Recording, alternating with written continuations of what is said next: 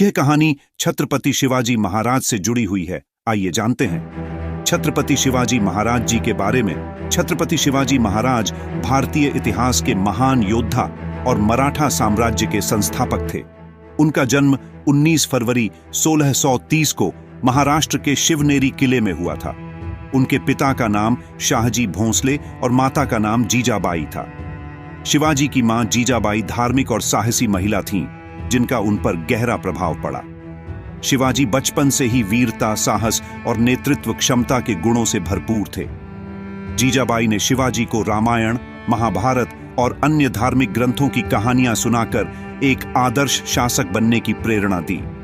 शिवाजी ने छोटी उम्र से ही राजनीतिक और सैन्य कौशल सीखना शुरू कर दिया था। वे अपनी मातृभूमि की स्वतंत्रता के प्रति समर्पित थे और मुगलों, आदिल शाही और निजाम शाही जैसे बाहरी आक्रमणकारियों से लड़ने की ठान चुके थे।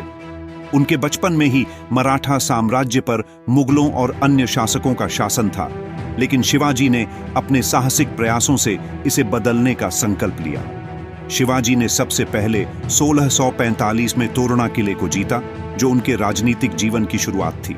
इसके बाद उन्होंने कई अन्य किलों पर भी विजय प्राप्त की, जैसे राजगढ़, सिंहगढ़ और पुरंदर। उनकी रणनीति और युद्ध कौशल बहुत ही कुशल था, जिसके कारण वे कई युद्धों में भारी सैन्य बल के बावजूद विजयी हुए। शिवाजी गुरिल्ला युद्ध के माहिर थे, जिसे उन्होंने गणिमी कावा कहा। यह रणनीति छोटे, तीव्र हमलों और दुश्मन को भ्रमित करने पर आधारित थी। शिवाजी महाराज का सबसे बड़ा योगदान एक स्वतंत्र मराठा साम्राज्य की स्थापना करना था। उन्होंने आदिल शाही, मुगलों और अन्य आक्रमणकारियों से संघर्ष करते हुए मराठा साम्राज्य का विस्तार किया।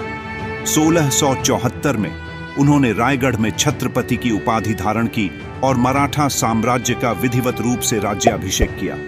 इस समय तक उनका साम्राज्य महाराष्ट्र के अधिकांश हिस्सों और आसपास के कई क्षेत्रों तक फैल चुका था। शिवाजी महाराज न केवल एक महान योद्धा थे, बल्कि एक कुशल शासक भी थे। उन्होंने प्रशासनिक सुधार की और एक संगठित सैन्य शक्ति का निर्माण किया।